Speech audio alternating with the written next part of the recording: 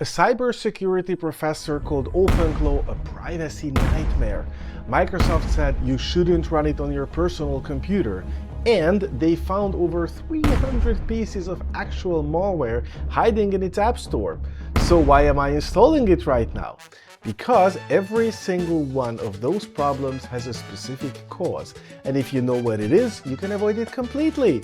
By the end of this video, you will have OpenClaw running safely, your first AI assistant set up, and a working landing page built without a single line of code. Let's go! Hi, my name is Aaron. I'm a software developer with over 30 years of experience. In one of my former startups, I was Chief Security Officer, and with a couple of successful audits under my belt, I know how to check if an app is reasonably secure or not. I'm going to apply this to OpenClaw now. So here's the plan. 5 steps, and we are doing them in this exact order because each one builds on the previous. Step 1. We install WSL2, that's Windows Subsystem for Linux, using admin rights. Then we immediately switch to a non-admin Windows account. From this point on, nothing runs with elevated privileges unless we explicitly ask for it. Step 2. Inside that non-admin account, we install Ubuntu, a proper Linux environment sitting inside Windows but completely separated from it. Step 3. OpenClaw goes inside Ubuntu, not on Windows directly.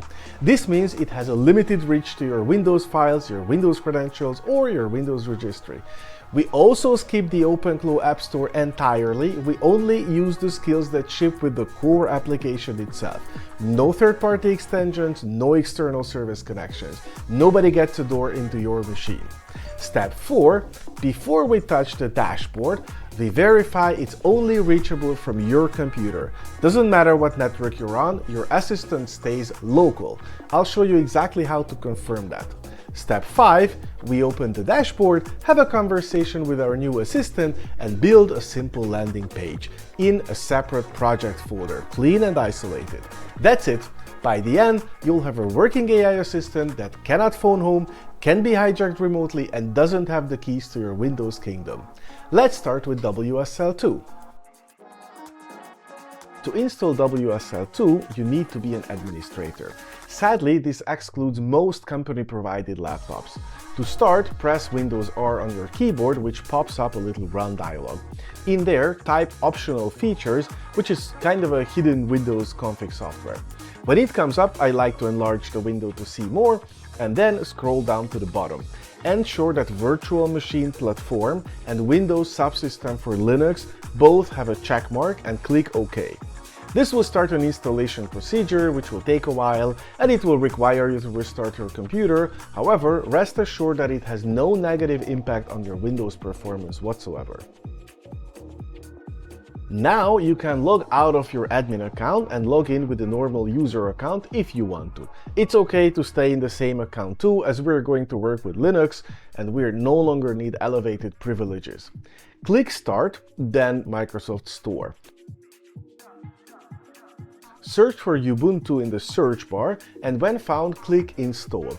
Again, installation will take a while. However, this is just a pre-install, so when it's done, click Open.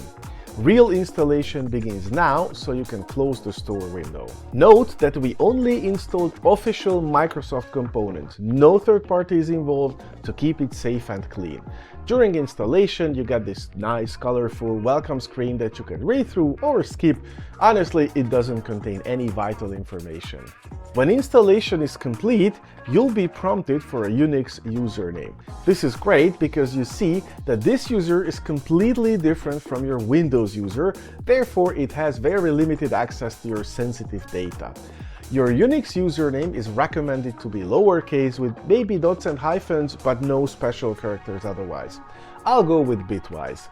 Then you'll need to enter your password twice. Note that you won't have any feedback, not even asterisks. This is normal on Linux and makes it safer because nobody even knows the length of your password. After this, installation is successful. Congratulations, you have a working Linux hidden inside your Windows. Again, no impact on your Windows performance or security whatsoever. You can close the Ubuntu window now. Before we proceed with OpenClaw, I must mention that there is another Windows subsystem for Linux, number 1, which is a more lightweight, superficial version, but it has limited functionality. If you want to verify if your WSL is the proper version, which is 2, open PowerShell from the Start menu and type WSL-L-V and then press Enter. This has to show that you have Ubuntu installed and its version, which has to be 2. If it's version 1, that could be a problem. You can try to fix that by typing WSL-sat-version space Ubuntu space 2 and press Enter. If this doesn't work, let me know in the comments below and I'll try to help. Now on to OpenClaw installation. Open your preferred browser, for me it's Firefox, and search Windows install OpenClaw.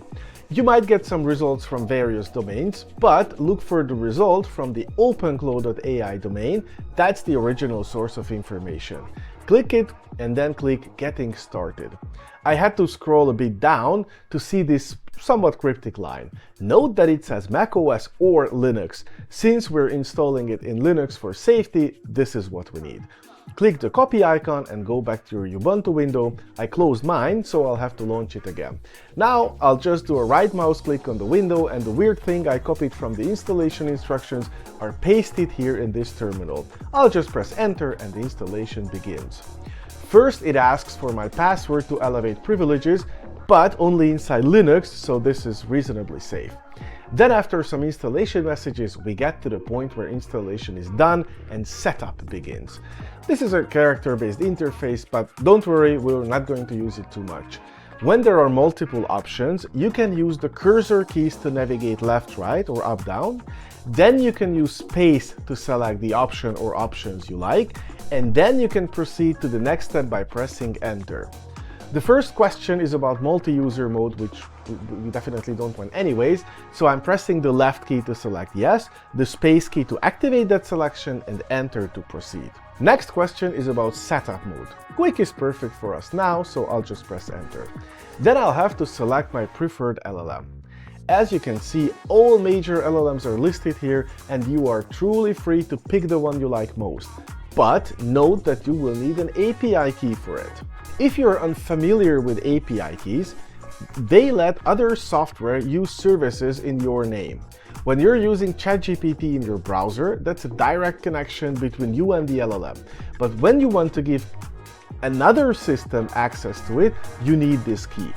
Most LLM providers have a clear section in their dashboard called API keys, where you can create a new one. But if you get stuck, feel free to leave a comment down below and I will help you get unblocked.